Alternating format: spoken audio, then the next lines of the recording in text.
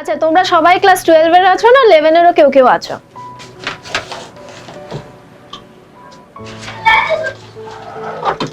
Eleven 12 কে কি আছো একটু বলতে পারবে? সবাই কি 12 না সবাই 11? ক্লাস 12 ওকে। তো আমি অ্যাজিউম করছি সবাই ক্লাস 12 এরই আছো। তো আজকে আমি যে টপিকটা স্টার্ট করব সেটা খুব সিম্পল একটা টপিক। আজকের ক্লাসটা বেশিক্ষণ তোমাদের নেব না আমি। টপিকটা হচ্ছে পলিনেশন। আচ্ছা পলিনেশন বলতে তোমরা কি বোঝো? কে বলতে পারবে? What is pollination? What is pollination?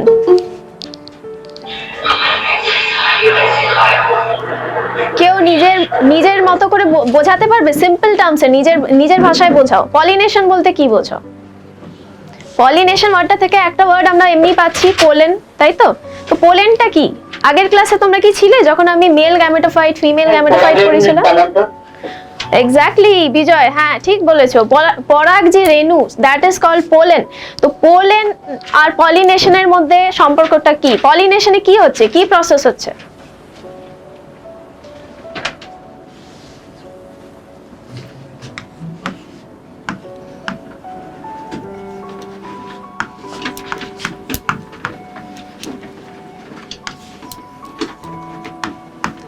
পলিনেশনে transfer of pollen grains হচ্ছে, মানে পোলেন গ্রেনটা যেখানে তৈরি হচ্ছে সেখান থেকে অন্য কোথাও যাচ্ছে। তো পোলেন গ্রেনটা যে তৈরি হচ্ছে এটা তৈরি হয় মেল গ্যামেটোফাইট আমরা বলে থাকি এটাকে। মেল গ্যামেটোফাইট কোথায় থাকে? ফুলের অ্যান্থারের মধ্যে, তাই না? অ্যান্থারের মধ্যে আমরা জানি পোলেন গ্রেনস গুলো থাকে। পোলেন গ্রেনস কিভাবে তৈরি হয়, স্পোর মাদার সেল থেকে কিভাবে ভেঙে ভেঙে পোলেন্স তৈরি হয় সেগুলো আমরা আগের ক্লাসে ডিসকাস করেছিলাম। ট্রান্সফার অফ পোলেন গ্রেনস, এই যে পোলেন গ্রেনসটা ফ্লাওয়ারের মেল পার্ট থেকে যখন ফিমেল পার্টে গিয়ে পড়ে সেটাকে, এই এন্টায়ার প্রসেসটাকে আমরা বলি পলিনেশন। আচ্ছা পলিনেশন কত ধরনের হয়? পলিনেশন কত ধরনের হয়? এখানে একটা ছবিতে গ্রস কিছুটা আইডিয়া তোমরা পাবে।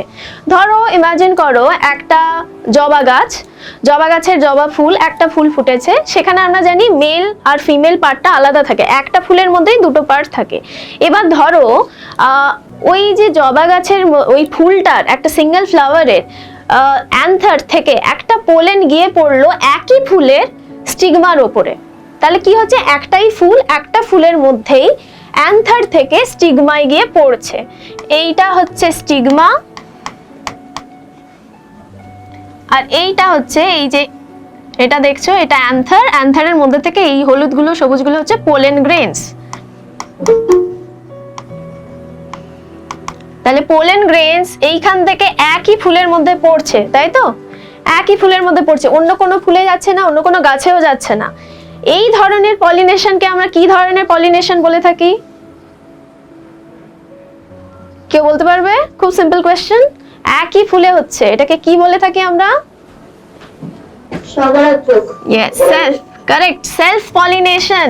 নিজের মধ্যেই হচ্ছে, সেলফের মধ্যে হচ্ছে সেলফ পলিনেশন। আচ্ছা এবার ইমাজিন করো যে জবা গাছটার কথা বললাম, সেই জবা গাছের হয়তো একদম উপরের ডালে একটা ফুল আছে, একই গাছের নিচের ডালে আরেকটা ফুল ফুটেছে। এবার এরকমও হতে পারে উপরের থেকে ফুলের রেণুটা গিয়ে নিচের দিকের ফুলের একটা স্টিগমার উপরে পড়লো। মানে ধরো এইখানে একটা ফুল আছে, এখানে একটা ফুল আছে, এই ফুল থেকে গিয়ে এর স্টিগমায় গিয়ে পড়লো। তাহলে এই ধরনের যে পলিনেশন হচ্ছে, যেটা একই গাছে হচ্ছে কিন্তু এইখান থেকে আরেকটা ফুলে যাচ্ছে, তো এটাও কিন্তু ওয়ান কাইন্ড অফ সেলফ পলিনেশনই, বাট এটার একটা আলাদা নাম আছে। নামটা কি? গেটোনোগ্যামি। গেটোনোগ্যামি, ঠিক আছে? তাহলে এটাও কিন্তু এক ধরনের সেলফ পলিনেশনই হচ্ছে। কেন? তার কারণ হচ্ছে গাছটা কিন্তু সেম, এর যে জেনেটিক মেকআপটা আছে, এর ভেতরে যে জিনটা আছে, এর ভেতরে যে জিন আছে বা এইটার যে জিন আছে, পুরো গাছের জিনটা কিন্তু সেম, কোনো আলাদা নতুন জিন এখানে অ্যাড হচ্ছে না বা কোনো মিক্সিং হচ্ছে না, সেম থাকছে।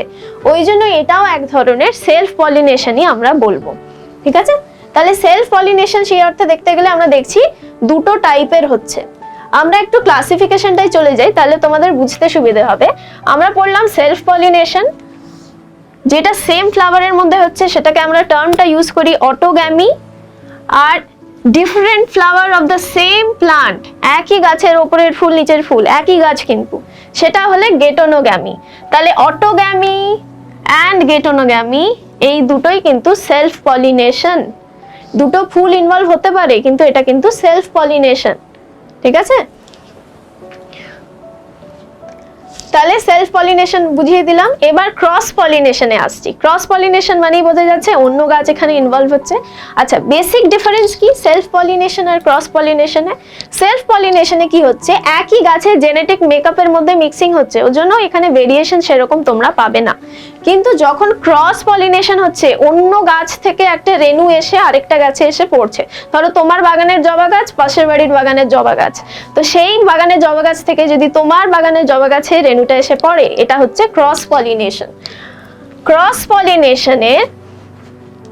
পলিনেশনটা হওয়ার কারণ মানে ক্রস পলিনেশন আর সেলফ পলিনেশনের মধ্যে বেসিক যে ডিফারেন্স সেটা হচ্ছে জেনেটিক মেকআপের। ক্রস পলিনেশনে যে দুটো গাছ ইনভলভ হবে তার জেনেটিক মেকআপ কিন্তু ডিফারেন্ট হবে। যেমন ধরো পাশের বাড়ির জবা গাছটা হয়তো ফুলটা প্রচন্ড বেশি লাল, তোমার বাড়িটা হয়তো অতটা লাল নয়, একটু হয়তো গোলাপি ঘাসা, তো দেখা যাবে যে ওই গাছের পোলেনে তোমার গাছের পোলেনের এসে পড়ে যে বীজটা তৈরি হলো বা যে নেক্সট জেনারেশনের গাছটা তৈরি হলো, সেটা রংটা একটু আলাদা হলো, না তোমার বাড়ির গাছের মতো হলো না পাশের বাড়ির গাছের মতো হলো। তো এইখানে কি হচ্ছে, ক্রস পলিনেশনে জেনেটিক মিক্সিং আপ হওয়ার একটা সুযোগ থাকে। এটাই কিন্তু বেসিক ডিফারেন্স ক্রস আর সেলফ পলিনেশনের মধ্যে। আচ্ছা, তাহলে আগের ছবিতে এখানে দেখো ক্রস পলিনেশন বোঝানো আছে, এটা একটা অন্য গাছ, এটা প্লান্ট এ, এটা প্লান্ট বি। তাহলে প্লান্ট বি থেকে পোলেন আসছে প্লান্ট এ তে, that is why this is cross pollination. Okay, আমি নেক্সট স্লাইডে যাচ্ছি।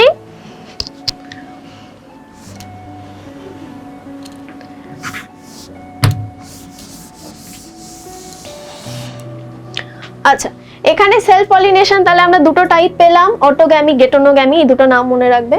আচ্ছা, ক্রস পলিনেশনের এবার কয়েকটা ফ্যাক্টরস বলি। পলিনেশন মানেই জানবে যে পলিনেটার্সদের প্রয়োজন থাকে।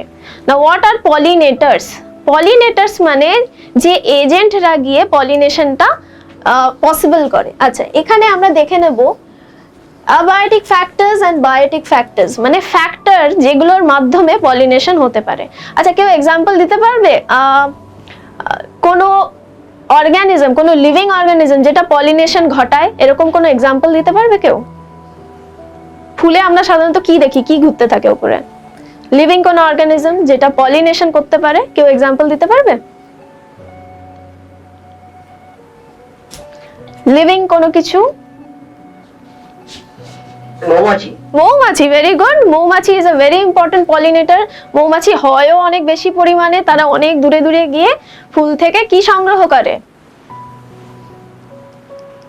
ফুল থেকে কি সংগ্রহ করে? আরেকবার বলো। পোলেন। আচ্ছা, পোলেন ছাড়া আর কিছু সংগ্রহ করে কি? বিজয় বেশ ভালো আনসার দিচ্ছে। বাকিরা? মৌমাছি ফুল থেকে আর কি সংগ্রহ করে? তো বাচ্চাদের প্রশ্ন, সবাই জানে। আর কি? মৌমাছি কি খায় ফুল থেকে? শুধু পোলেন খায়? মধু। ইয়েস।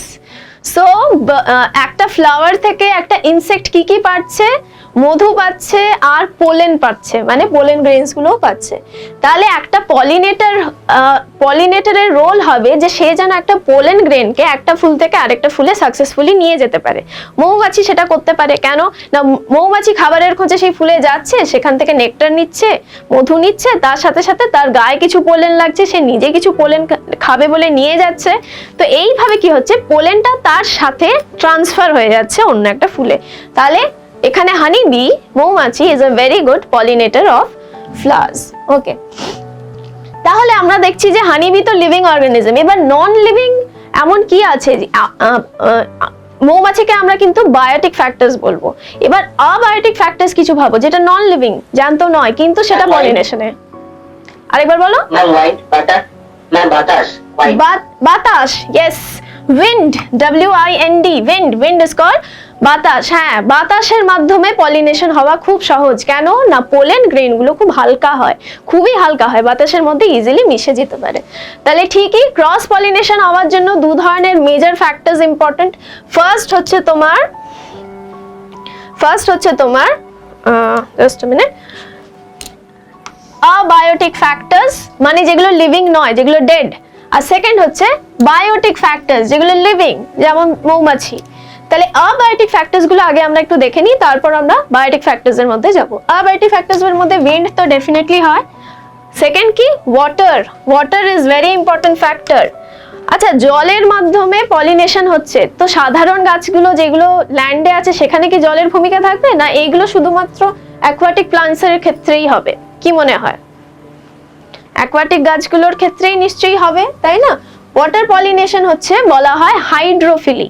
এবার এই টার্মগুলোর ব্যাপারে আমরা একটু জানবো। উইন্ড পলিনেটেডকে বলা হয় অ্যানিমোফিলি, ওয়াটার পলিনেশনের মাধ্যমে যে গাছগুলো গ্রো করে সেগুলোকে বলা হয় হাইড্রোফিলি। আচ্ছা, আমরা একটু নেক্সট স্লাইডে যাচ্ছি এটা ডিটেইলস দেখার জন্য। অ্যানিমোফিলি মানে যেটা উইন্ড পলিনেটেড ফ্লাওয়ার্স। তোমরা সবাই ভুট্টা দেখে থাকবে, তাই না? ভুট্টার কি হয়? উপরের দিকে যদি তোমরা ভুট্টার দানা এটাকে দেখো, অরটাকে দেখো, এরকম কিছু চুলের মতো স্ট্রাকচার আমরা পাই, তাই না? ভুট্টার দানার মানে পডটা এখানে থাকে, উপর থেকে এরকম চুলের মতো কিছু স্ট্রাকচার থাকে। এই স্ট্রাকচার যে কোনো গাছে যদি থাকে, কোনো ফুলের বা ফলের মুখে যদি থাকে, জানবে এরা কিন্তু উইন্ড পলিনেটেডই হয়। কেন হয় তার মেকানিজমটা আমি এখানে বলছি। এই তো ভুট্টা গাছ, এই ভুট্টাটা এর উপরে এই যে কার্নেলগুলো দেখছো, এইগুলো অ্যাকচুয়ালি কিন্তু স্টাইল। আমরা একটা গাছের যখন ফিমেল রিপ্রোডাক্টিভ স্ট্রাকচার পড়েছিলাম, স্টাইল, স্টিগমা, ওভারি পড়েছিলাম, রাইট? এইগুলো হচ্ছে স্টাইল। তার মানে আমরা বুঝবো এর ডগাতেই কিন্তু এইগুলো যদি স্টাইল হয়, স্টাইলের উপরে কি থাকবে? স্টিগমা থাকবে, তাই না? স্টিকি পার্টটা থাকবে স্টিগমা, যেমন এইটা।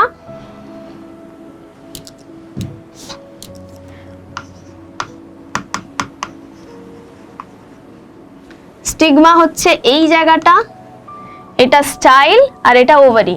এই জিনিসটাই, এই এন্টায়ার স্ট্রাকচারটাই কিন্তু এইখানে আছে, ঠিক আছে? ওই যে চুলের মতো যেটা আমরা দেখছিলাম সেটা কিন্তু এইটা। তাহলে এটা কি করছে? এটা হচ্ছে ফিমেল পার্ট, ফিমেল ফ্লাওয়ারকে রিপ্রেজেন্ট করছে। এই স্টিগমাতে বাতাসের মাধ্যমে উড়ে আসে মেল পোলেন। মেল পোলেনগুলো কেমন হয়? এটা হচ্ছে মেল ফ্লাওয়ারটা, ঠিক আছে? এটাকে মেল স্পাইকলেট বলা হয়। যেহেতু ইনফ্লোরেসেন্সের ব্যাপারে তোমরা জানো, হোয়াট ইজ ইনফ্লোরেসেন্স? একসাথে অনেকগুলো ফুল যদি একগুচ্ছ ভাবে থাকে একটা কমন অ্যাক্সিসে, সেটাকে বলে ইনফ্লোরেসেন্স। এখানে দেখবে একটা অ্যাক্সিস আছে, তাতে অনেকগুলো ফুল একসাথে আছে, দেখে মনে হবে যেন একটাই ফুল, কিন্তু অ্যাকচুয়ালি নয়। যেমন ধরো রজনীগন্ধা, একটা স্টিক, তার গায়ে অনেকগুলো ফুল লেগে আছে, টোটালটাকে আমরা ইনফ্লোরেসেন্স বলি, কিন্তু এক একটা আলাদা ফুল হয়। তাহলে এইখানে এটাও ঠিক ওরকমই, রজনীগন্ধা স্টিকের মতো একসাথে অনেকগুলো ফুল আছে, লেগে আছে একসাথে, পুরোটাকে মেল স্পাইকলেট বলা হয়, ইনফ্লোরেসেন্স। যার মধ্যে একটা ফুল যদি আমরা নিয়ে আলাদা করে স্টাডি করি, আমরা দেখবো এই স্ট্যামেন গুলো বেরিয়ে আছে, স্ট্যামেনের মধ্যে থেকে পোলেন বেরোবে, ঠিক আছে? তাহলে এই পোলেনটা পৌঁছাবে এই স্টিগমার উপরে, তাহলেই পলিনেশন হবে। তাহলে এই পোলেনটা এই স্টিগমা অবধি কি করে যাবে? ধরো এখানে একটা গাছ, এখানে মেল ফ্লাওয়ারটা আছে, এখানে ফিমেল ফ্লাওয়ারটা আছে, এখানে মেলটা আছে, sorry this is the male flower, এটা মেল ইনফ্লোরেসেন্স, এগুলো পাতা, ঠিক আছে?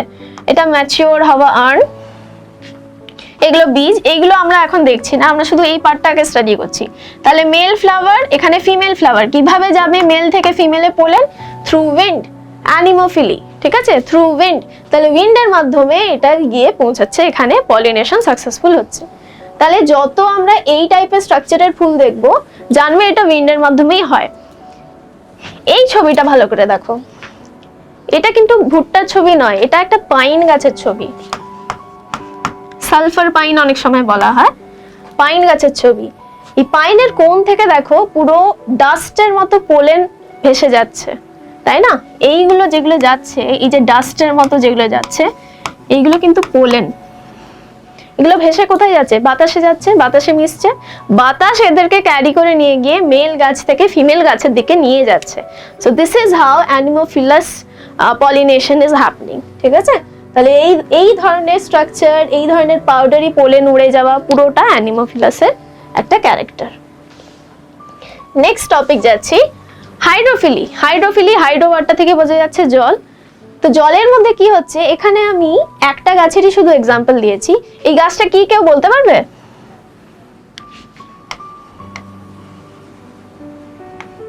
এই গাছটাকে বলে ভ্যালিসনেরিয়া।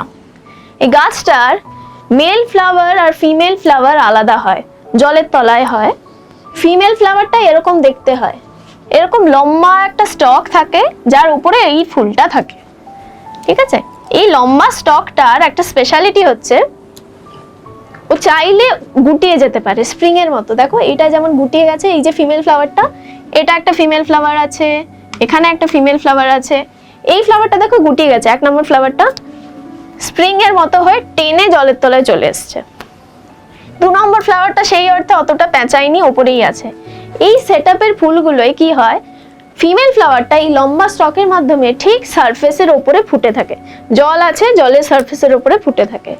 আর মেল ফ্লাওয়ারগুলো এরকম ভাবে জলের সারফেসে ভাসতে থাকে। তো এটা হচ্ছে মেল ফ্লাওয়ার, এটা হচ্ছে ফিমেল ফ্লাওয়ার। তাহলে মেল ফ্লাওয়ার আর ফিমেল ফ্লাওয়ারের অ্যানাটমিক্যাল স্ট্রাকচার কতটা আলাদা তোমরা দেখতে পাচ্ছ। এখানে মেল ফ্লাওয়ারটা জলের উপরে শুধু ভাসতে থাকে, ফিমেল ফ্লাওয়ারটা এরকম লম্বা স্টকের মাধ্যমে কানেক্টেড থাকে, উপরে শুধু ঠিক ওয়াটার সারফেসের জাস্ট উপরে অল্প করে ফোটে।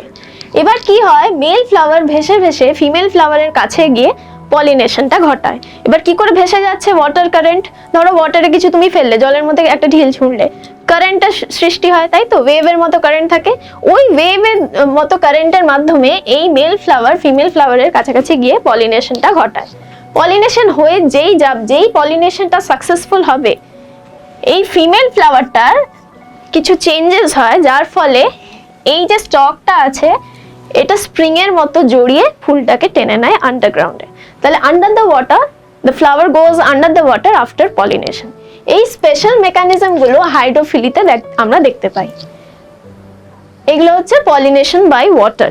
পলিনেশন বাই ওয়াটারের আরো অনেক ধরনের এক্সাম্পল তোমরা পাবে, বইতে রেফার করতে পারো, আরো ভ্যারাইটি এক্সাম্পল তোমরা পেয়ে যাবে। আচ্ছা, এই মেকানিজমটা ক্লিয়ার হলো। তাহলে হাইড্রোফিলাস আর আরেকটা যেটা ছিল সেটা হচ্ছে অ্যানিমোফিলাস। অ্যানিমোফিলাস আর হাইড্রোফিলাস মনে রাখবে, এই দুটো কিন্তু অ্যাবায়োটিক ফ্যাক্টরস, মানে লিভিং অর্গানিজমের সাথে কোনো যুক্ত নয়। এই প্রসেসগুলো পুরোপুরি অ্যাবায়োটিক ফ্যাক্টরসের সাথে যুক্ত। ওকে, নেক্সট এবার আমরা যাব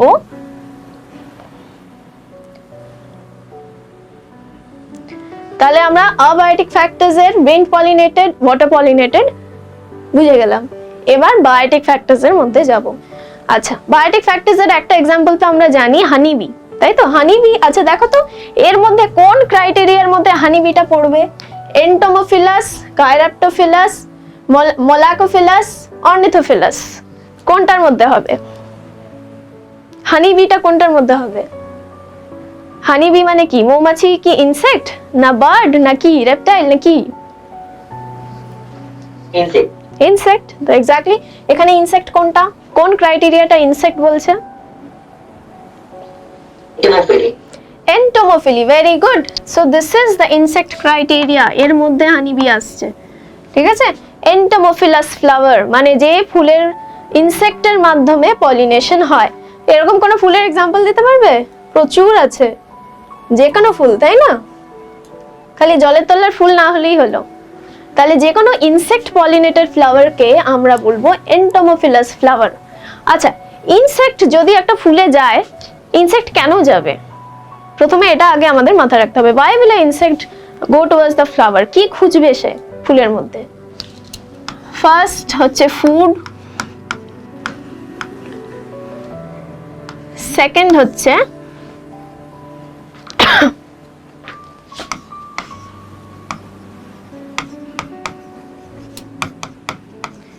প্রোটেকশন।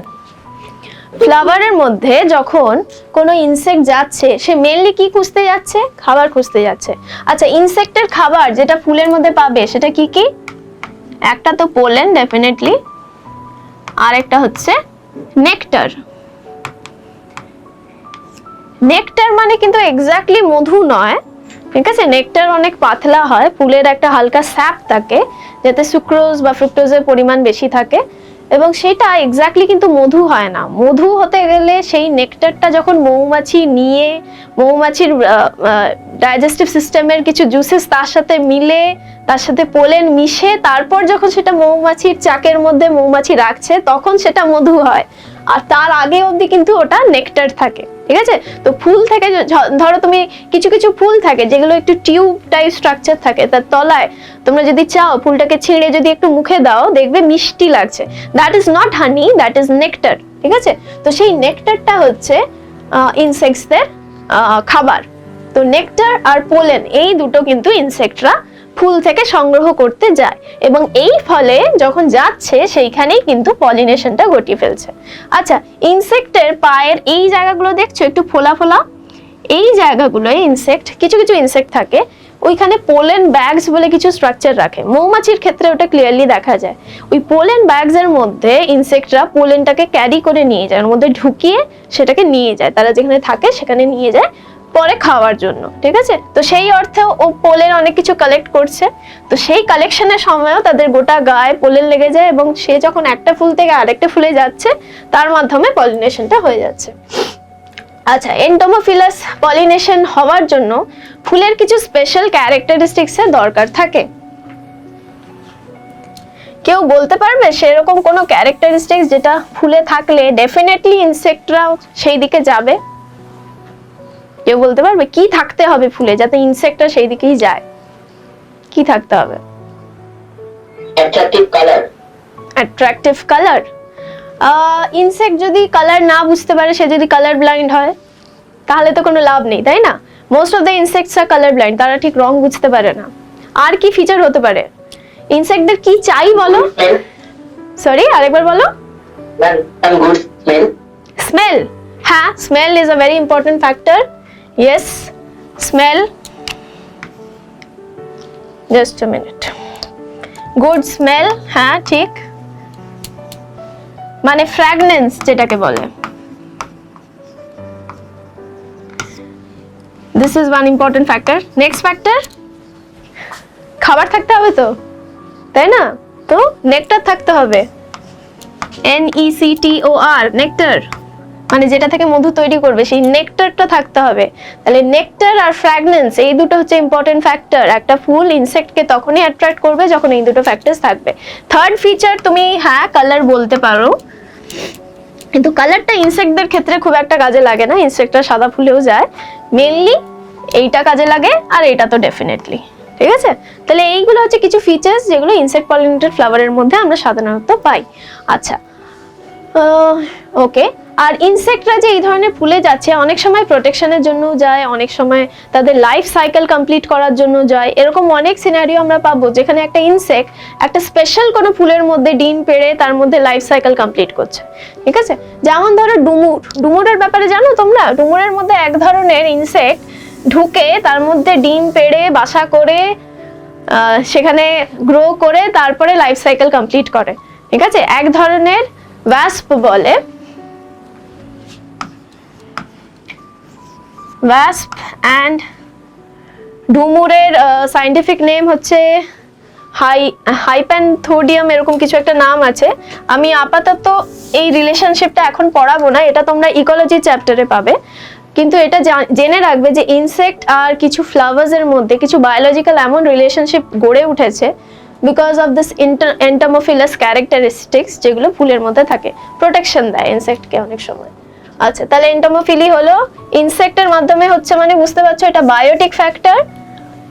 নেক্সট বায়োটিক ফ্যাক্টরে আমরা যাচ্ছি, যেটা পাখিদের মাধ্যমে হয়, এটাকে বলা হয় অর্নিথোফিলি। অর্নিথোফিলি বা অর্নিথো ওয়ার্ডটাই হচ্ছে রিলেটেড টু বার্ডস, বার্ডের স্টাডি বা বার্ডের ক্যারেক্টার জানা, সেটাকে অর্নিথো টার্মটার সাথে রিলেট করা হয়। অর্নিথোফিলাস ফ্লাওয়ার্সে কি হয়? পাখিদের দ্বারাই পলিনেশন পসিবল হয়। ধরো এমন একটা ফুল যেটা দেখতে এরকম টাইপের, ঠিক আছে? এখানে পাতা আছে, ফুলটা এরকম। এবার এই যে লম্বা বিকটা দেখছো, এইখানে মধু আছে, ঠিক আছে? আর ধরে নাও এইখানে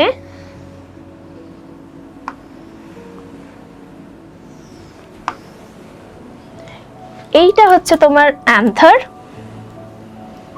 this is the another, this is the stigma.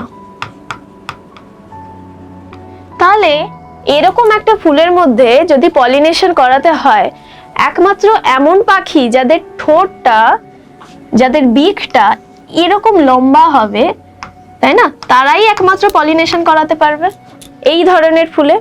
তাহলে আমরা দেখছি কি কিছু কিছু ফুল নিজের অ্যাডাপ্টেশন এমন তৈরি করেছে যাতে স্পেসিফিক্যালি লং বিকের কোনো বার্ড গিয়েই তাদের পলিনেশনটা করাতে পারে। এই ধরনের কিছু স্পেশাল স্ট্রাকচার আমরা দেখব অর্নিথোফিলাস ফুলের মধ্যে, ঠিক আছে।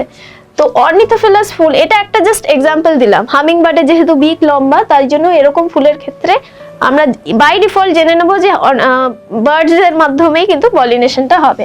আচ্ছা, অর্নিথোফিলাস ফ্লাওয়ার্স এর কিছু প্রমিনেন্ট ক্যারেক্টার কি হতে পারে যাতে বার্ডসরা অ্যাট্রাক্টেড হয়? তাহলে প্রথমে তো ডেফিনেটলি খাবারটা আমাদের ভাবতেই হবে। এক নম্বর হচ্ছে ফুড। পাখিদের খাবার কি হয়? পাখিরা কি খায়? ফুল থেকে কি পাবে? ফল তো খায়, ঠিক আছে, কিন্তু ফুল থেকে কি পাবে? ঠিক, একই জিনিস। ফুল আর বেশি কি দিতে পারে? ফুল যে ওইটুকুই দিতে পারে, তাহলে পোলেন্স দিতে পারছে। আর হচ্ছে যেটা আমি বললাম মৌমাছিরা কালেক্ট করছে, নেকটারস, ঠিক আছে। আরেকটা জিনিস ফুল থেকে পাখিরা পেতে পারে ইনডাইরেক্টলি, কেউ ভেবে বলতে পারবে? পাখিরা জেনারেলি কি খায়? ধরো তুমি একটা পাখি পুষছো, একটা ছোট্ট বাচ্চা পাখি, তুমি তাকে কি খাওয়াবে? কি খাওয়াবে?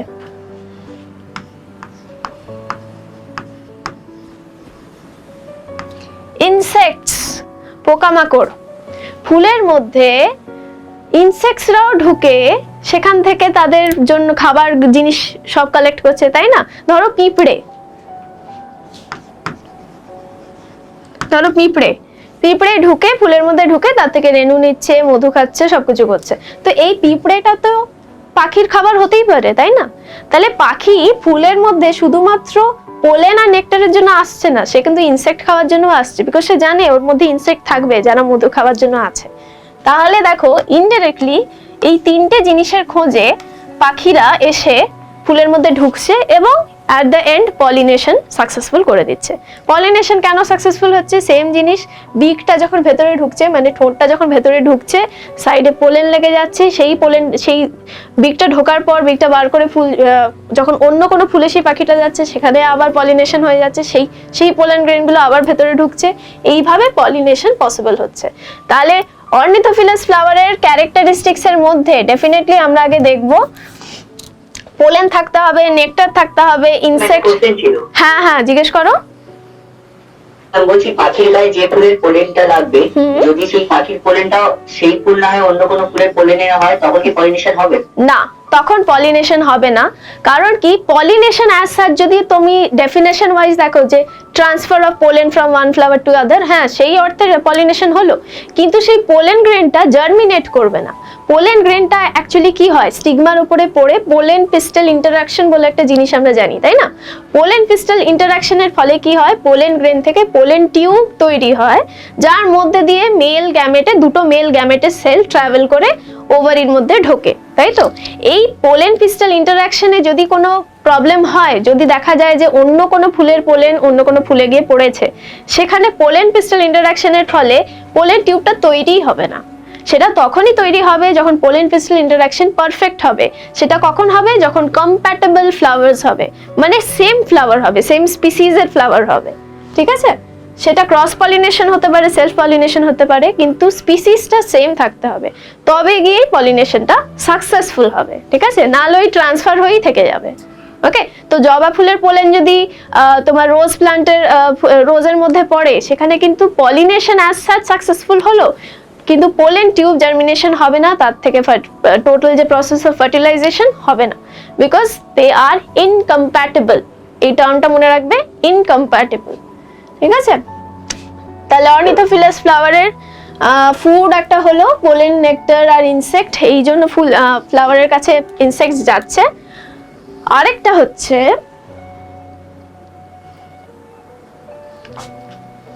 ইনসেক্ট তো বলে দিয়েছি, সরি, এটা ইনসেক্ট হতো, এটা 2 নম্বর ছিল, ঠিক আছে। 2 নম্বরটা হচ্ছে ইনসেক্ট, ফুড অ্যান্ড ইনসেক্টস। ইনসেক্টসটা আমরা আলাদা করে এখানে দেখবো।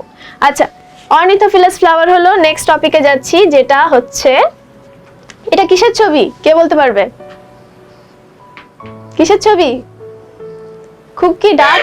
Bat, exactly. তাহলে দেখো ব্যাটের মাধ্যমেও পলিনেশন হয়। ব্যাট কখন বেরোয়, সকালবেলা না রাত্রিবেলা? ব্যাট ইজ ব্লাইন্ড, তাই না?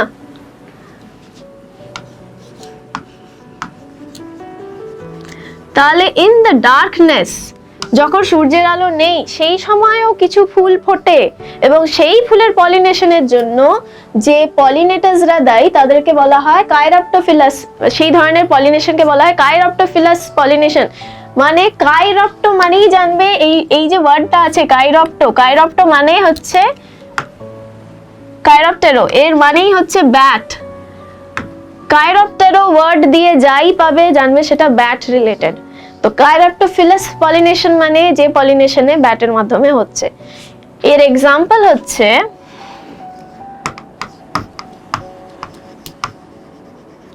কদম গাছ। কদম ফুল দেখেছো? গোল বলের মতো হয়। এই কদম ফুলটা ব্যাটরা খেতে খুব ভালোবাসে। তো বাদুড়া কি করে, এই কদম ফুলটাকে খেতে আসে, এবং যেহেতু রাতেই আসে তো রাতেই এই ধরনের পলিনেশনটা সাকসেসফুল হয়। ঠিক আছে? তাহলে ব্যাটের মাধ্যমে যে পলিনেশন গুলো হচ্ছে সেইগুলো সাধারণত সেই ফুলগুলোর ক্ষেত্রেই হয় যেগুলো রাতে ফোটে, বা হয়তো সাদা ফুল, ম্যাক্সিমাম সাদা ফুল দেখবে রাতের দিকে ফোটে। তো সেই ধরনের ফুল, যেমন ধরো which blooms in the night, মানে রাতে ফোটে, রাতের ফুল। ঠিক আছে? আর কি? has pungent smell। pungent smell মানে হচ্ছে গন্ধটা মোটেও ভালো নয়, একটু উগ্র হয়, সফট স্মেল হবে না, একটু উগ্র স্মেল হবে। এই ধরনের দুটো ফ্যাক্টরস কিন্তু আমরা রাতের ফুলে পাই, এবং এই ফুলগুলোই রাতের ইনসেক্টকে, রাতের এই ধরনের বার্ডস বা ব্যাটসকে অ্যাট্রাক্ট করে। ঠিক আছে? ব্যাট তো দেখতে পায় না, অন্ধ, তো সে কি করে বুঝবে যে কোথায় ফুল আছে? সে গন্ধ শুকতে পারে বা ইকো লোকেশন করে খুঁজতে পারে। ঠিক আছে? তাহলে নাইটে ব্লুম করবে মানে ফুটবে রাতে, আর পাঞ্জেন্ট স্মেল থাকবে, তাহলে জানবে কাইরপ্টোফিলাস হওয়ার সম্ভাবনা আছে। ওকে, এটা গেল। তাহলে এটা আরেকটা বায়োটিক ফ্যাক্টর হলো। নেক্সট, এটা কি? এটা কি? স্লাইমি একটা জিনিস। এটা কি? শামুক, স্নেল, এক্স্যাক্টলি, স্নেল। সো এই স্নেলও is responsible for pollination. Snail কি করে, যে যে গাছগুলোয় একটু ফ্লেশি ফ্লাওয়ার হয়, যেমন ধরো একটু একটু মোটা পাপড়ির ফুল, যেমন তোমরা আনারস গাছ দেখেছো? যদি আনারস গাছ দেখে থাকবে, দেখবে তার ফুলটা এরকম ফ্লেশি হয়, এরকম খোঁচা খোঁচা জিনিস থাকে, আর এই পাপড়িগুলো খুব মোটা হয়। ঠিক আছে?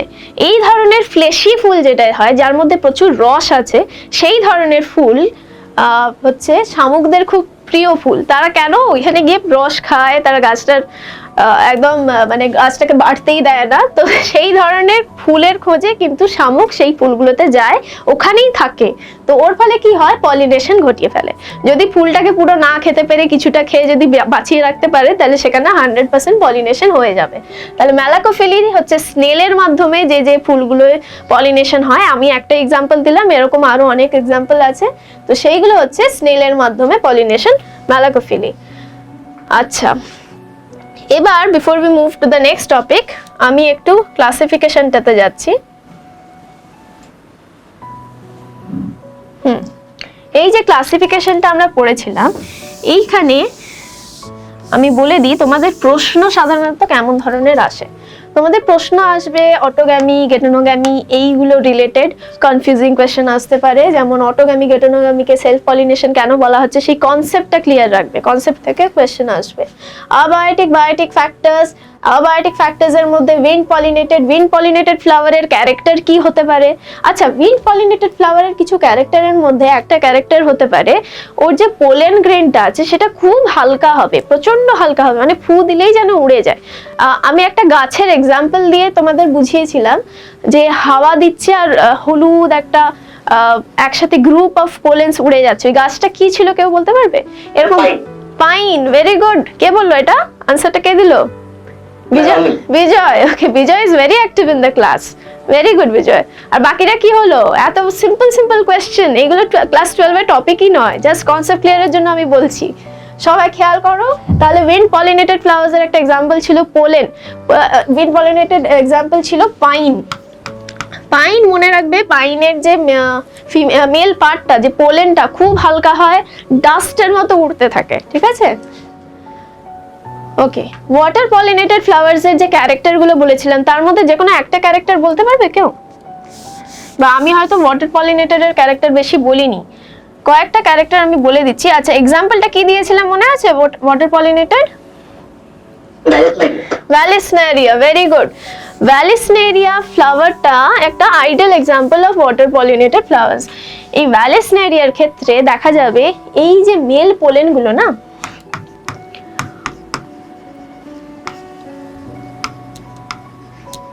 পোলেন্স আর ওয়াটারপ্রুফ।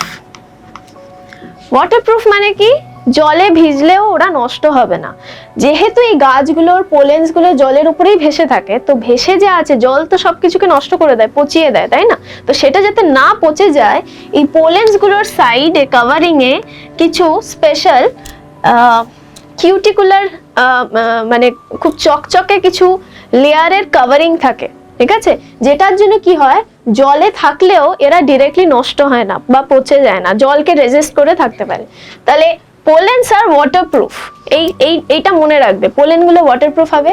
সেকেন্ড পয়েন্ট কি হবে? সেকেন্ড পয়েন্ট হচ্ছে খুব লাইট হবে, লাইট ইন ওয়েট। এটা কিন্তু আমি মেল পোলেন্স গুলোর কথা বলছি, ঠিক আছে? তাহলে ওয়াটারপ্রুফ হবে, সেকেন্ড লাইট ইন ওয়েট। কেন লাইট ইন ওয়েট, কেউ এক্সপ্লেন করতে পারবে? Common sense. ভারী হলে কি হবে, লাইট হলে কি হবে? জলের মধ্যে আছে, এরা জলে ভাসছে, ফ্লোট করতে পারবে। Exactly, they can float. তুমি যত হালকা জিনিস দেখবে এয়ার ভরা, সেটা ফ্লোট করবে, ভারী হলেই ডুবে যাবে। তো এখানে আমরা চাই না এটা ডুবুক, তাই জন্য এদের পোলেনটা লাইট হয়। আর থার্ড,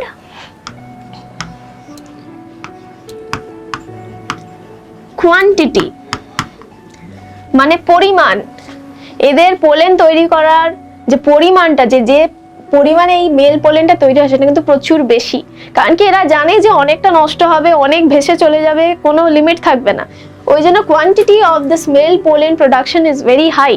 অনেক পোলেন তৈরি হয়। হয়তো দেখা যাবে ফিমেল ফ্লাওয়ার 3-4টে তৈরি হলো গাছে, মেল ফ্লাওয়ারের পোলেন কিন্তু প্রায় 100-200 তৈরি হলো, ঠিক আছে? তাহলে কোয়ান্টিটিটা ম্যাটার করে। আচ্ছা, হাইড্রোফিলিতে তো আমি বলছি কিছু ক্যারেক্টার। এবার আমি যেটা উইন্ড পলিনেটেড বলেছিলাম, তোমরা তোমাদের কমন সেন্স থেকে বলো, উইন্ড পলিনেটেড ফ্লাওয়ারে পোলেনের সংখ্যা কেমন হওয়া উচিত? খুব বেশি না মোটামুটি হলেই হবে? কি মনে হয়? উইন্ড পলিনেটেডের পোলেনের সংখ্যা কেমন হওয়া উচিত? বিজয় ছাড়া কেউ কি উত্তর দিতে পারবে? ঠিক আছে, বিজয় ঠিকই উত্তর দিয়েছে। বাকিরা হ্যাঁ, ডেফিনেটলি পোলেনের সংখ্যা কিন্তু প্রচুর বেশি হতে হবে, কারণ কি প্রচুর ওয়েস্ট হবে। বাতাসে ভাসিয়ে দিচ্ছ তুমি পোলেনকে, তাহলে এখানে প্রচুর ওয়েস্ট যাবে। হয়তো এই এত কোটি কোটি পোলেনের মধ্যে 2 কি 3টে হয়তো আলটিমেটলি পলিনেশন করতে পারবে, বাকি পুরো ওয়েস্ট, ঠিক আছে? তো পরিমাণে প্রচুর বেশি তৈরি হয়। অ্যানিমোফিলাস ফ্লাওয়ারের একটা এটা ইম্পর্টেন্ট ক্যারেক্টার। ওকে, তাহলে এই চার্ট অনুযায়ী আমরা উইন্ড পলিনেটেড, ওয়াটার পলিনেটেড এর ফিচার্স গুলো জানলাম। বায়োটিক ফ্যাক্টরস এর মধ্যে এন্টোমোফিলাস মানে ইনসেক্ট মনে রাখবে, কাইরাপ্টেরোফিলাস মানে ব্যাটস, মেলাকোফিলাস মানে স্নেল, অর্নিথোফিলাস মানে বার্ডস। এরকম দেখবে অনেক অনেক ফিলিগুলো পাবে, ঠিক আছে? এরকম আরো অনেক, যত বই তোমরা কনসাল্ট করবে তত টাইপ পাবে। আমি এখানে বেসিক যে 4টে থেকে বেশি কোয়েশ্চেন আসে ঘুরিয়ে ফিরিয়ে, আমি ওই 4টে এখানে তোমাদের একটু করে এক্সপ্লেন করে দিলাম। ওকে, আচ্ছা তাহলে আমাকে বলো, আপাতত যা আমি এক্সপ্লেন করলাম এর মধ্যে কিছু ডাউট আছে? এটা একটা সিম্পল টপিক, তাও কোনো যদি ডাউট থাকে আমাকে এখন জিজ্ঞেস করে নাও, তারপর আমরা নেক্সট টপিকে যাব। Any doubt? Self pollination, cross pollination. Self pollination ক ধরনের হয়, ক্রস পলিনেশন ক ধরনের হয়, বায়োটিক অ্যাবায়োটিক ফ্যাক্টরসটা মনে রাখবে। অ্যাবায়োটিক ফ্যাক্টরস এর wind pollinated, water pollinated. Wind pollinated হতে গেলে ফ্লাওয়ার্স গুলো কেমন ক্যারেক্টারিস্টিক্স থাকতে হবে, যেমন ধরো উইন্ড পলিনেটেড মানে পোলেন্স খুব বেশি তৈরি করতে হবে, হালকা হতে হবে যাতে হাওয়ায় ভেসে যেতে পারে। ওয়াটার পলিনেটেডও তাই, বেশি করে পোলেন তৈরি করতে হবে জলে যাতে ভাসতে পারে। আর মেল ওয়াটার পলিনেটেডদের ক্ষেত্রে মেল পোলেনগুলো ওয়াটারপ্রুফ যেন থাকে। বায়োটিক ফ্যাক্টরস, এন্টোমোফিলাস, ইনসেক্ট যাতে ফুলের মধ্যে সেই জিনিসগুলো পায় যেগুলো ইনসেক্টের দরকার, সেগুলো যেন সেই ফুলে থাকে। ক্যারেপ্টোফিলাস, ব্যাটস মানে রাতের ফুল, মানে রাতের ফুল কি হবে, কালার সেরকম হাই কিছু থাকবে না, হয়তো হোয়াইটিশ হবে বা পেল কালার হবে।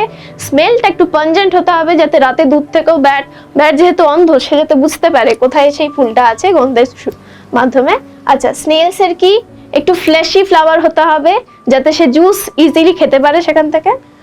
অর্নিথোফিলাস মানে বার্ডস মানে বার্ডস যেমন বিগ সাইজ হবে সেই টাইপের হবে ফুলটা, মধু থাকতে হবে, ঠিক আছে। এই ধরনের আরো ফিচার্স কিছু আছে, তোমরা গো থ্রু করো, বইয়ের মধ্যে থেকে দেখতে পারো, বেসিক ফিচার এইগুলো, এর থেকেই কোয়েশ্চেন আসে। আচ্ছা, তো মোটামুটি আজকের টপিকটা আমি কভার করে নিয়েছি পলিনেশন। এর ছাড়া আমাদের কিছু জিনিস আছে, যেমন ধরো সেলফ পলিনেশনের লাভ কি, ক্রস পলিনেশনের লাভ কি, এগুলো কেউ বলতে পারবে? What is the advantage of cross pollination, কেউ বলতে পারবে? ক্রস পলিনেশন করলে গাছের কি লাভ আর না করলে কি ক্ষতি? অন্য গাছ থেকে যদি জিন আসে, হ্যাঁ বলো এর মাধ্যমে নতুন বৈশিষ্ট্য সম্পন্ন উদ্ভিদের জন্ম হয়। এক্স্যাক্টলি, নিউ ফিচার্স আসবে গাছে, তাই না? অন্য গাছের যখন জিন এই গাছের বীজের মধ্যে মিশবে, মানে পলিনেশন হয়ে যখন জেনেটিক কম্বিনেশনটা তৈরি হবে, সেই কম্বিনেশনে অনেক সময় দেখা যায় যে আরো বেটার ক্যারেক্টারিস্টিক সেই গাছটা পেয়ে গেল অন্য গাছ থেকে। তো এই ধরনের জেনেটিক মিক্স আপ হবে, জেনেটিক রিকম্বিনেশন হবে, যার ফলে বেটার ক্যারেক্টারিস্টিক্স এর গাছ তৈরি হবে। তাহলে first most important point already তুমি বলে দিয়েছো, অভ্রদীপ, রাইট? অভ্রদীপ তুমি আনসার দিলে, right? Very good, yes. So genetic recombination is possible in case of cross pollination. অন্য গাছ থেকে পোলেন আসলে জিনটা অন্য আসছে, যার ফলে কি হচ্ছে, এই নেক্সট পয়েন্টটা, এটা মোস্ট ইম্পর্টেন্ট। সেকেন্ড পয়েন্ট যেটা মোস্ট ইম্পর্টেন্ট হচ্ছে অ্যাডাপ্টেবিলিটি ইনক্রিজেস। মানে কি, ধরো একটা গাছ খুব রোদে, তুমি দেখছো ফুল কম হচ্ছে, জল বেশি দিচ্ছ তাও ফুল হচ্ছে না, কিন্তু একই স্পিসিজের আরেকটা গাছ হয়তো একটু দূরে আছে, যার কম জলে কম রোদে ফুল খুব ভালো হচ্ছে। তাহলে কি আমরা যদি সেই গাছটার সাথে এই গাছটার ক্রসিং করে একটা এমন নেক্সট জেনারেশন পেতে পারি যে এরকম হার্শ ওয়েদারেও সার্ভাইভ করে যাচ্ছে, জল পাচ্ছে না, রোদ পাচ্ছে না, তাও সার্ভাইভ করে যাচ্ছে, তাহলে সেই ক্ষেত্রে আমরা বলতে পারি অ্যাডাপ্টেবিলিটি ইনক্রিজ করছে through pollination, through cross pollination. ওই গাছের ক্যারেক্টার এই গাছের ক্যারেক্টারের সাথে মিশিয়ে আমরা বেটার ক্যারেক্টার পেয়ে যাচ্ছি। থার্ড হচ্ছে ডিজিজ রেজিস্ট্যান্ট, এটাও কিন্তু থ্রু জেনেটিক রিকম্বিনেশনই আসছে, ঠিক আছে। এই যে পয়েন্টগুলো দেখছো এগুলো কিন্তু জেনেটিক রিকম্বিনেশন হচ্ছে বলেই পসিবল হচ্ছে। তাহলে ডিজিজ রেজিস্ট্যান্ট স্পিসিস আমরা পেতে পারি। ধরো একটা গাছে কোনোদিন পোকা লাগছে না, কোনো ফাঙ্গাস হচ্ছে না, কিছু না, কিন্তু সেম স্পিসিসে তোমার কাছে যে গাছটা আছে সেখানে সবসময় পোকা লাগছে, তো নিশ্চয়ই কিছু ডিফারেন্স আছে ওর জিনে আর এর জিনে।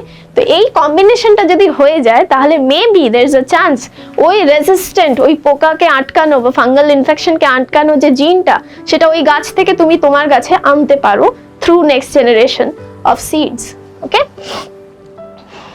নেক্সট একটা ইম্পর্টেন্ট টার্ম হাইব্রিড ভিগার। এইটা পাওয়ার জন্য সায়েন্টিস্টরা এক্সাইটেড থাকে। কেন? হাইব্রিড ভিগার হচ্ছে এমন একটা ক্যারেক্টারিস্টিক্স যেটা দুটো প্যারেন্টের মধ্যেই থাকছে না, কিন্তু অফস্প্রিং এর মধ্যে বেশি করে থাকছে এবং সেটা ভালো ক্যারেক্টারিস্টিক্স।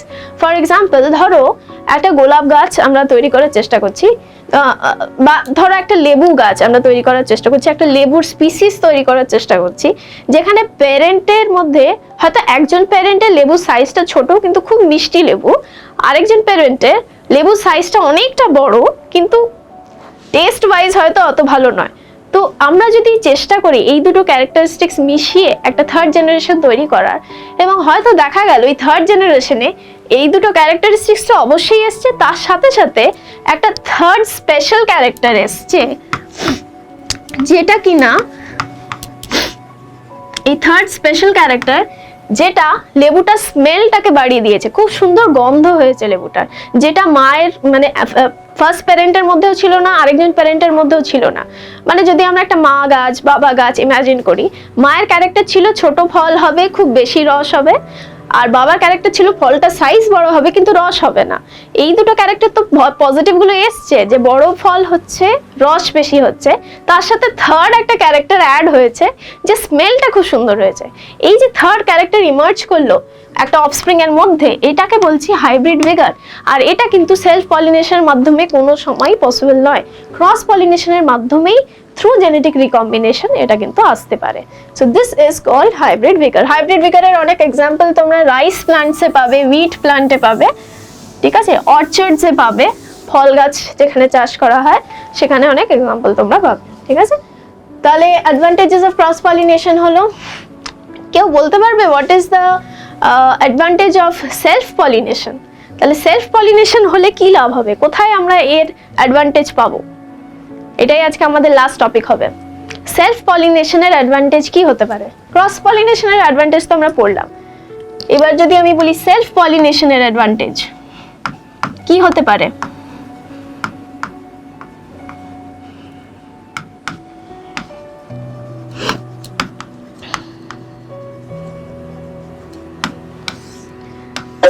উদ্ভিদের বহিষ্ঠ মাতৃ উদ্ভিদের সংরক্ষণ সম্পন্ন হবে। হ্যাঁ, রিডিং পড়ছো ভালো, কিন্তু নিজের কথা যদি বলতে হয় কি বলবে? রিডিং পড়ে দিলে হবে না, নিজের কথায় বলো, একদম বইয়ের ল্যাঙ্গুয়েজ ইউজ করবে না। কি হবে? নিজের সেন্সে বলো। যদি একদম লেম্যান সেন্সে বলি, মা বাবা যা আছে সেটাই বাচ্চার মধ্যে থাকবে, তাই তো? তাহলে কোনো চেঞ্জ আসবে না।